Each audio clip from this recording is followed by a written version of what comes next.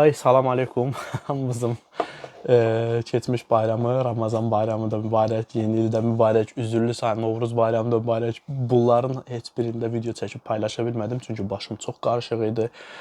Hətta bu yeni il periodunu xəstə yatağında keçirtdim, yəni heç ayağa duracaq halım yox idi. Daha ki, ciddi bir şey yox idi, hamısı influenza idi, yəni normal qrip, sadəcə biraz ağır keçirtdim qripləri. Neysə. İmtahan var idi, oxumalıydım və s. Bunlara görə uzun müddət ara verdim, amma bu uzun müddətdə də ən çox baxdım ki, nəyi soruşurlar məndən. Bilirsiniz, həm Türkiyədən, həm Azərbaycandan vaxtında Ukraynaya köçüb, Ukraynada ailə qurmuş həmyerlilərimiz var və indi ailələri ilə bir yerdə Norveçdədirlər, İspaniyadadılar, İsveçdədirlər, Danimarkadadılar, fərqli ölkələrdədirlər. Və bir çoxunun sistemə qarşı sualları var və bu suallar cavabsız qalıb. Hətta mənə də yazan olur ki, Hüseyn, bir araşdır, səndə Norveçcə var deyirlər, araşdır. Mən deyirəm ki, qardaş, bəzən bu politik yazıları mənim də Norveçcəm çox yetişmir, yəni. Gör bizim axırımız nə olacaq kimi suallar verirlər. Bu da şeydir, baxıcıya verilən suallar kimi, gör bizim axırımız necə olacaq. Ümid edirəm hər şey yaxşı olar, amma Norveçin səhifələrinə girdim, baxdım. Mən bu UDİyə falan araşdırdım. Özlərindən bir listə çıxardıblar. Bezapaslı zona deyə. Orada bir neçə dənə oblast var, şəhər var ki, hansı ki o listə, indi o listəni buralara bir yerə qoyaram, tapıb problem deyil. Yəni bir də siz axtarmayasınız deyə birbaşa screenshot alıb UDİdən qoyaram. Stop eləyib baxarsınız şeyə, hansı şəhərlərdir. Nəysə, bezapaslı zona elan ediblər. O şəhərdə olanlar sual altındalar. Ola bilər ki, göndərsinlər geri bu ilin sonunda, 2027-yə girişdə. Ola da bilsin, göndərməsinlər, desinlər bir il daha geçsin. Bunlar da nədən çəkinirlər? Yəni, özəlliklə Ukraynadan gələn həmyerlilərimiz və onların ailələri deyirlər ki, bizim üçün fərqi yoxdur. Zaten Norveçdə yaşayanlar bilirlər. Necə deyək, bəzi ölkələr var ki, onların ekonomiyası sadəcə təşviq edir ki, başqalarını gedib orada yaşasınlar. Yoxsa klimasının harasını bəyənəsən, soyuq ölkələrin, yəni məsələn, Sibirdə, Irkutskdə falan klimanı bəyənən neçə nəfər var? Və yaxud şimal ölkələrdə, Kanadanın şimalında yaşayan Liboy bir Azərbaycanlıdan soruşun, məmnunsan, bomba kimidir, hava klimamız yox deyəcək böyük ehtimalla. Ya da nə bilim, ağaylarla bir yerdə eyni klimanı paylaşa bilən bir şeyi nə qədər sevə bilər o klimanı bilmirəm, yəni mən şəxsən bəyənmirəm və əminəm ki, %99 insan bəyənməz. Siz yenə də soruşun. Sadəcə ekonomisindən dolayı Ukraynalılar da istəyirlər burada qalsınlar. Amma Ukraynalıların belə bir problemi var. Deyirlər ki, bizim gələcək haqqında bir bəlirli bir cavabımız yoxdur. Yəni biz burada qalacağıq-mı, gedəcəyik-mi? Biz iş qura bilərikmi, bir işə başlasaq nə olar axırı, maşın ala bilərikmi, ev ala bilərikmi və s. kimi min dənə suallar var. Zaten burada mən bəzən məsəl üçün gedirəm kompisdə otururam, bir burger yeyirəm və yaxud axşamüstü və yaxud bir bara gedib bir pivə içəndə görürəm ki, məsəl üçün orada ən çox işləyən adam salam verirəm, xey deyən kimi deyirəm, aha, Ukraynalıdır %100. Soruşuram harasın, deyir Ukraynalı. Görürəm ki, içlərində bir dənə o qarışqa kimi işləyən kimdirsə, buralı deyil. Çünki buranın da sistemini bilirəm.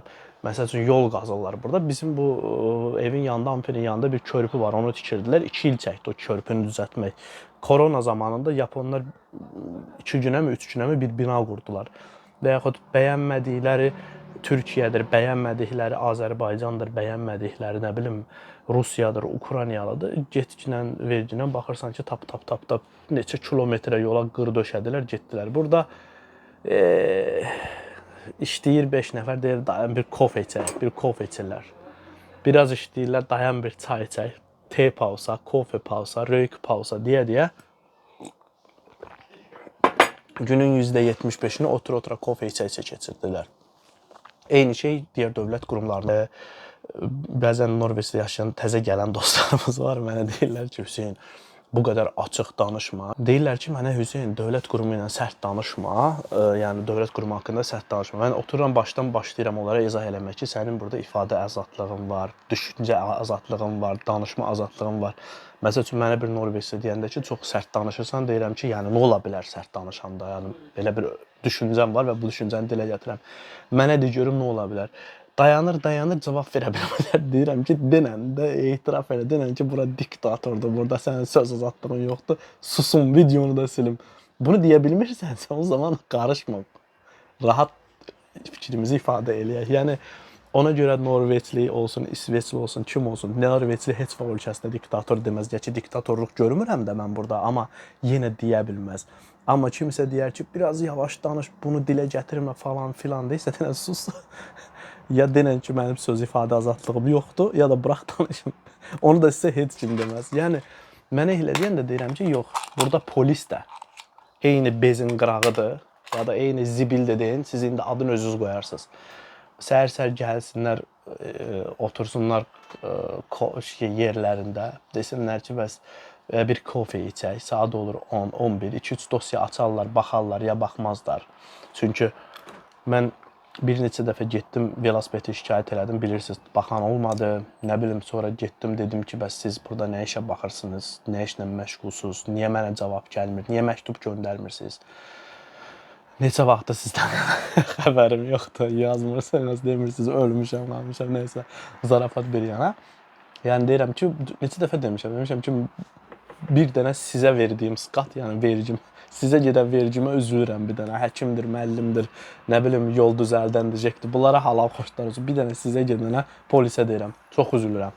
O kaş ki onu nə bilim, bir qumar səhifəsində qırmızıya mı basırlar, sarıya mı basırlar, ruletkada ora bassam daha da karlı olar, orada itirsəm. Deyiləndə də sərt danışma, deyirəm ki, danışam. Çünki bilirsiniz necə, sistemi elə qurublar ki, bax indi Ukraynalıların başına gətirdikləri oyuna baxın da siz. Deyirlər ki, bilirsiniz, Norveçdə belə bir qanun var. İnsan bəlli bir sürə yaşayandan sonra artıq permanent karta başvura bilir. Norveç nə edir? Norveç onlara midlertidig upphold deyirlər. Yəni временное жительство deyirlər ruscası. Azərbaycan müvəqqəti yaşayışdır, məskunlaşmadır, nə isə. Üçün də dedim, düz dedim deyəsən. Ondan veriblər. Obşum, bunu bilməyənlər girsin UDI səhifəsinə, Brikkayna adına girə bilər. UDI səhifəsindən baxsın, Palajeniyası nə yerdədir, orada belə çıxacaq. Məndə var indi evdə, çalışıram şəklini çəkim, onu da qoyum səhifəyə. Baxın, yəni necə görsənir. Bu müddət ərzində nə qədər qalırlarsa qalsınlar Norveçdə, sayılmır. Sayılmır yəni. Havadadılar hal-hazırda. Və nə vaxtsa Norveç deyəcək ki, tamam, biz sizi legalizə edəcəyik, yaşayın istədiyiniz ki, ondan sonra 3 il yaşayacaqlar ki, limitsiz, yəni sürəsiz vizaya başvursunlar. Ukrayna deyir ki, mən bunu niyə gözləyirəm? Bir neçə Ukraynalı artıq buradan qaçıb gedib Norveçdən. İspaniyaya gedən var, Yunanistana gedən var, havası istidir, İtaliyaya gedən var. Hətta Bulqaristana, cəmaət Bulqaristandan qaçır. Yəni Bulqaristana köçən şey var, Ukraynalı var. Gedib orada biznesin qurub işləyir. Soruşanda da mənə deyirlər bəzən ki, Hüseyn, sən niyə belə Norveçdən şikayətlisən? Deyirəm ki, qardaş, mən şikayət eləmirəm. Mən zaten bəyənmədiyim yanlarını video olaraq paylaşmışam. Mən də bilirəm, girərəm səhifəyə, yəni YouTube səhifəmə, çəkərəm burada, məsəl üçün, bir neçə dəfə çəkmişəm. Bizim bu Norveçdə yaşayan Bati adlı qardaşımız var. O mənim videolarımı arada paylaşır öz TikTokunda. Mən TikTokda ancaq vurandan vurana video paylaşıram. Öz itkisiz kolleksiyamın videolarını paylaşıram. Nəysə o paylaşıb, yəni 1.600.000 dəfə izlənibdir. Ki, sadəcə 1 saatlıq maaşla quzu-buda ala bilirsən videosudur. Mən o tip videolar hər gün çəkərəm. Bu masanı First Price-la 1 saatın maaşı ilə dolduraram. First Price mallarla, kartoşkadır, soğandır, nə bilim, konservalardır və s. Sadəcə bunu Norveçdə yaşayanlar bilir axı, durum nədir. Deyəcəklər ki, Hüseyn, tamam, belə gözəl reklam eləyirsən də, sən bir başda elektrik pulundan, bum pulundan, benzin pulundan ki, benzin ucu 2 qatına qalxır bugün sabah, 18-lərdən qalxıb 28-lərə, kronlara. Savaşdan dolayıdır böyük ehtimalla. Hüseyn, bunun felles avgiftini, yəni zibilinə gedən pulunu paylaş, elektrik, telefon, internet, bunları da niyə paylaşmırsan? Bum pulu var, yolla, ya sadəcə yoldan istifadə elədiyin üçün pul verirsən, onu sığortaları paylaş deyəcəklər. Onda da mən qalacam belə, adamlar ödəyir axı onu, bilirlər. Azərbaycandakını gözüm boyamağa nə var ki, layiq xətrinə mən 2 dəqiqə boyuyum hamını. Olmur. Ona görə pis tərəfində, yaxşı tərəfində demək lazımdır. Mənə də deyəndə ki, Hüseyn, sən niyə? Mən də deyirəm axı, sıx-sıx deyirəm ki, mən ömür boyu Norveçdə yaşamağı düşünmürəm əlbəttə ki, bəlli bir müddətdən sonra. Mən də çıxıb gedəcəm, başqa bir ölkədə yaşayacağam. Yəni hər kəs, bütün Azərbaycanlılar bilirəm ki, bir günləri buradan gedəcəklər. Niyə gedəcəklər? Şeyə görə yox, ölməyə, gəzməyə ayrı ölkə, ölməyə vətən yaxşı. Ona görə yox, vətəndə də durumlar salamat deyil. Amma bəlli bir müddət var. Bəzi insanlar bunu pensionerlik dönəminə qədər uzadır, amma pensioner dönəmindən sonra da olsa qaçır buradan. Niyə qaçır? Deyim sizə. Mənə deyəndə Hüseyn, sən niyə Norveçdən getmək istəyirsən? Deyirəm ki, qardaşım, Norveçdə Norveçli dayanmır. Mən niyə dayanım? Yəni Norveçli hər il qaçır gedir İspaniyaya məsəl üçün. Yanvarda burada qalmaq istəmirlər İspaniyaya. Mən sizə yadınıza düşürsə, İspaniya Tenerif adasından video çəkib paylaşmışdım. Demişdim ki, girdim bridge oynamağa 75 par var. 75 par bilirsiniz nə deməkdir? Yəni 75 çift deməkdir. Yəni 150 nəfər sadəcə bridge oynayan Norveçli var idi orada. Düşünün yəni sadəcə bridge oynayan ki, Norveçdə 5 nəfərdən yolda qabağın kəsin, böyük ehtimalla ikinci, üçüncü raundda bəlkə bir nəfər deyək ki, mən bridge oynayıram. Düşünün də, yəni nə qədər azdır bridge oynayan sayı ki, Tenerifdə mən 150 nəfərlə bir gecədə bridge oynamışdım. Yəni düşünün nə qədər Norveçli gedir. Hətta onu da düşünməyin. Girin statistikaya baxın. Hər il 2024-cü ildə Norveçin 5 milyon əhalisi var. 1.4 milyon insan İspaniyaya gəlibdi, yəni tətilə. Yəni düşünün də Norveçdə qalmaqdıqdan sonra mənə nə düşüb? Mən də bunu deyəndə deyirlər ki, sən Norveçi bəyənmirsən, qardaşım. Norveçin mən bir dənə ekonomisini bəyənirəm. Mən Norveçin klimasını bəyənim, məsəl üçün, nəyini bəyənim? Sayın nə ki, bunu bəyənirəm. Norveçin ekonomisini bəyənirəm. Bəyəndiyim yerlərini deyim də. Sosial dəstəyini bəyənirəm ki, insanlara mənim düzdür işim düşməyib, ümid edirəm düşməz də. Amma sosial güvəncəsi var, onu da bəyənirəm, tamam.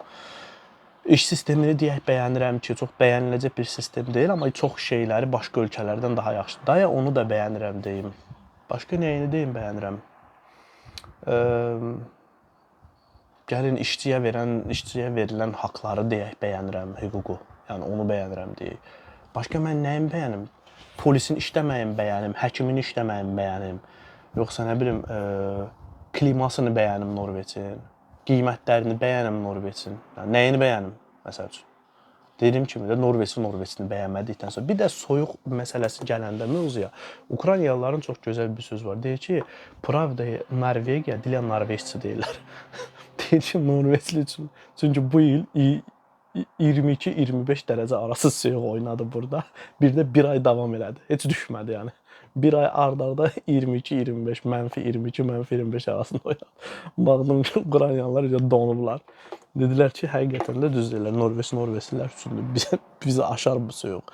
Ondan da sonra çıxıb gedənlər getdi. Amma nə olursa olsun qalanlar haqqında gələcəyə bir şey deməlidir Norveç. Norveçdə demir. Norveç söyüş də söymək istəmirəm. Mabadından bir dənə şey uydurub. Bezopasno zona deyə oblastların adını. İndi dediyim kimi qoyacağım sağa sola bir yerə baxın. Orada olanlar stres edirlər ki, biz böyük ehtimalla qayıdacağıq yerimizə. Ki, uşaqlar artıq 5 ildir, 4 ildir buradadılar da. Uşaqlar artıq burada məktəbə, bütün sistem pozulacaq da düşünün. Bir uşağı məktəbə qoyurlar, sonra buradakı məktəbdən çıxardırsan, göndərsən Ukraynadakı məktəbə, başına bomba yağa orada. Bunlar daha öncə də bunu eləmişlər. Əfqanistanla bağlı elədilər, yoxsa Suriya ilə bağlı. O qədər şeydirlər, belə əllərində partlayır ki, deyirlər ki, məsəl üçün, atıram, İraq olsun Azərbaycandan, Gəncəyə düşmüş də bomba deyək. Gəncə deyirlər ki, məsəl üçün, bezopasno zonadır. Məsəl üçün deyirəm, elan ediblər. Bunlar elan edəndən 2 saat sonra Gəncəyə bir bomba düşür. Sonra zibillərdən üstünü örtmək üçün deyirlər, biz Gəncə deməmişdik, biz Şəmkir demişdik, yanlış yazılıb. Bunlar o düzəltməni edəndən sonra Şəmkirə də bir bomba düşür. Yəni, nə eləsələr offside-da, yəni bir dövlət sisteminə baxın da, nə eləsə, əlin nəyə atsa offside olur. Yəni, ona görə də Ukraynalılar da baxaraq deyib, biz bu qədər, yəni biz də bu qədərini gözləmirdik. Yəni baxma, ölkələrində rüşvət var, özbaşınalıq var və s. kimi şeylər var. Bunları başa düşdüm. İndi gəliblər, deyirlər burada rüşvət yoxdur ki, başa salmışam, burada rüşvətin alası var. Prosto pulla deyil də, daylıqla eləyir, çox da adam eləyir. Zaten öz avisalarına düşür, yəni burada da var ondan. Prosto başqa tipindədir. Özbaşınalıq desən, özbaşınalığa nə gərək var ki, burada ölkə düşünün, qanunlarla, qadağalarla, yəni açıq həbs evi kimi şeydir, yəni o qədər qadağa qoyublar ki, o olmaz, bu olmaz. Forbud, hara baxırsan forbud. Forbud da bu arada Norveççə öyrənənlər üçün yeni söz olsun öyrənmiş. Forbud. Yəni forbud icazə yoxdur, qadağandır demək. Ya hara baxsan qadağandır. Yəni ona görə insanlar robot kimi yaşayırlar deyirəm də. Yəni hər şeyə icazə yoxdur. Düşün də, yəni evə it almaq istəsən, bütün qonşularla bekreft eləməlidirlər. Yəni yazmalısan, yazışmalısan falan filan ki, düzəlsin, sənədləşdirsin, sonra evə it alırsan məsəl üçün. Yəni bizdə kimi getdim, it aldım, gətirdim, evimdə saxladım, yoxdur. Məsəl üçün bir yerə parfüm vuracaqsan, o pişik yerdirsə, ola bilər ki, yazılsın ki, parfümlə girmə, bura kiminsə allergiyası var. Məsəl üçün deyirəm. Yəni belə şeylər indi sağlıq məsələsidir, çox da üstünə gedə bilmirəm. Amma baxmayın da, adam başını hara çevirəndə, forbud görəndə deyir ki, ona görə də bilirsiniz necədir? İllegallıq artıbdır. Yəni hər şey bu forbud deyilən hər şeyi forbud eləyirlər zaten. Bunlar nə qədər qadağa qoysa, o qədər çiynənir o qadağalar. Girirlər Litvaniyadan, Latviyadan bir dənə Kamazla girirlər, yolda sərhəd yox, mərhəd yox. Gəlir Norveçə belə bir kruk vurur, kimin velosipedi var, kimin qapısında yaxşı, nə bilim, batareykası var, ağac kəsən mişarı var, elektrik və s. belə toplayırlar maşının dalına ölkələrinə. Onu polis də tuta bilmir.